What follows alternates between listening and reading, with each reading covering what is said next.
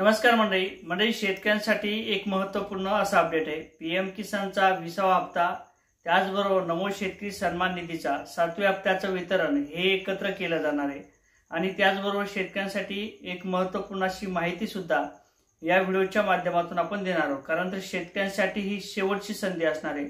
यानंतर पीएम किसानचे सुद्धा आपल्याला पैसे मिळणार नाहीत, नमो शेतकरी सन्मान निधीचे सुद्धा आपल्याला पैसे मिळणार नाहीत।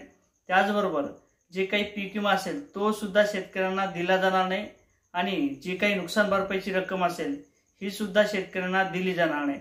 मग हे महत्त्वाचं काम कोणतं असणार आहे, शेवटची तारीख ही किती असणार आहे, संपूर्ण माहिती या व्हिडिओच्या माध्यमातून आपण समजून घेणार आहोत। त्याचबरोबर जे काही पीएम किसानचा आणि नमो शेतकरी सन्मान निधीचा 7व्या हप्त्याचं वितरण हे नेमकं कधी केलं जाणार आहे हे सुद्धा या व्हिडिओच्या माध्यमातून आपण समजून घेण्याचा प्रयत्न करणार आहोत। मग त्यापूर्वी चॅनलवर नवीन असाल तर या साईडला काळं किंवा पांढरं सबस्क्राइबचं बटन दिसेल, त्याच्यावरती क्लिक करा। आपले काही कमेंट असतील ते सुद्धा करायला विसरू नका आणि व्हिडिओ आवडला तर लाईक आणि शेअर करायला सुद्धा विसरू नका। म्हणजे ज्या अर्थी आपल्याला पीएम किसानचे आतापर्यंत 19 हप्त्याचं वितरण करण्यात आलेलं होतं, त्याचबरोबर नमो शेतकरी सन्मान निधीचा 6व्या हप्त्याचं वितरण हे करण्यात आलं होतं आणि जवळपास 93 लाखापेक्षा शेतकरी यामध्ये पात्र करण्यात आलेले। त्या शेतकऱ्यांना पीएम किसानचा 20व्या हप्त्याचं वितरण केलं जाणार आहे आणि नमो शेतकरी सन्मान निधीच्या 7व्या हप्त्याचं वितरण सुद्धा केलं जाणार आहे। परंतु यासाठी राज्य सरकारच्या माध्यमातून एक महत्त्वपूर्ण अशी मोहीम राबवण्यात आली होती। म्हणजे जी काही फार्मर आयडी असेल ती फार्मर आयडी आपल्याला काढायचं सांगितलं होतं आणि यापैकी बऱ्याच काही शेतकऱ्यांनी फार्मर आयडीचं रजिस्ट्रेशन सुद्धा केलेलं आहे। आपल्या आधार कार्ड सोबत आपले जे काही 7बार असतील ते सुद्धा लिंक केलेले आहेत। परंतु जे काही शेतकरी यामध्ये वंचित आहेत किंवा काही अडचणी कारणाने त्या शेतकऱ्यांच्या माध्यमातून फार्मर आयडी काढले नसेल तर अशा शेतकऱ्यांसाठी 30 तारीख ही शेवटची असणार आहे। म्हणजे या महिन्याच्या मे महिन्याच्या शेवटपर्यंत आपल्याला 30 तारखेपर्यंत हे रजिस्ट्रेशन करणं बंधनकारक असणार आहे आणि जर आपण नाही केलं तर मग आपल्याला पीएम किसानचे सुद्धा पैसे मिळणार नाहीत, नमो शेतकरी सन्मान निधीचे सुद्धा पैसे मिळणार नाहीत, तुमचा पीक विमा असेल तो सुद्धा मिळणार नाही आणि जे काही शासनाच्या माध्यमातून विविध योजनेचा लाभ शेतकऱ्यांना दिला जातो अशा कोणत्याही प्रकारच्या योजनेचा आपल्याला लाभ हा दिला जाणार नाही। त्याचबरोबर आपण बँकेचं कर्ज घेत असाल तर असं कर्जमाफीच्या संदर्भात असेल किंवा नवीन कर्ज असेल किंवा पुनर्गठन असेल याचा सुद्धा आपल्याला शेतकऱ्यांना लाभ दिला जाणार नाही, नुकसान भरपाईचे सुद्धा पैसे हे दिले जाणार नाहीत। म्हणून 30 तारखेपर्यंत आपण शेवटपर्यंत जे काही फार्मर आयडी असेल ती जर काढली नसेल तर आपण काढून घेऊ शकता।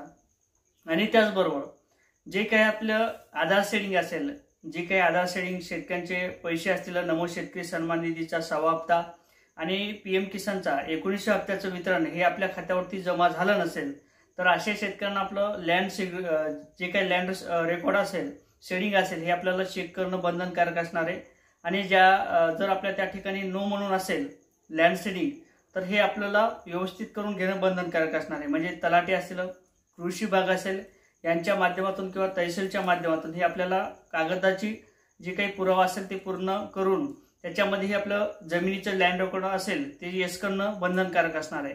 आणि जर आपल्याला पीएम किसानचे पैसे मिळाले नसतील किंवा नमो शेतकरी सन्मान निधीचे पैसे आतापर्यंत मिळाले नसतील तर मग अशा शेतकऱ्यांना केवायसी करणं बंधनकारक असणार आहे। आणि यापूर्वी जर आपल्याला 19 हप्त्याचं वितरण झालेलं असेल तर मग कोणत्याही प्रकारची आपल्याला कामं करण्याची गरज नाही किंवा केवायसी सुद्धा करण्याची गरज नाही। परंतु जर आपल्या खात्यावर अद्याप 1ही रुपया जमा झाला नसेल तर आपण आपल्या बँकेच्या खात्याला सुद्धा आधार सेडिंग करून घ्या, आपल्या खात्याला जे काही आधार नंबर असेल ते लिंक करून घ्या, त्याशिवाय मात्र पैसे आपल्याला मिळणार नाही। हे झालं फार्मर आयडीच्या संदर्भात। आणि पीएम किसानचे जे काही शेतकरी यामध्ये वंचित होते अशा शेतकऱ्यांच्या खात्यावर हे पैशाचं वितरण झालं नव्हतं अशा शेतकऱ्यांसाठी हे महत्त्वपूर्ण असं माहिती होती। मग शेतकऱ्यांच्या खात्यावर पीएम किसानच्या 20व्या हप्त्याचं वितरण हे कधी केलं जाणार आहे, कोणत्या तारखेला हे पैसे जमा केले जाणार आहे, अशा पद्धतीचे बरेच काही कमेंट आहेत।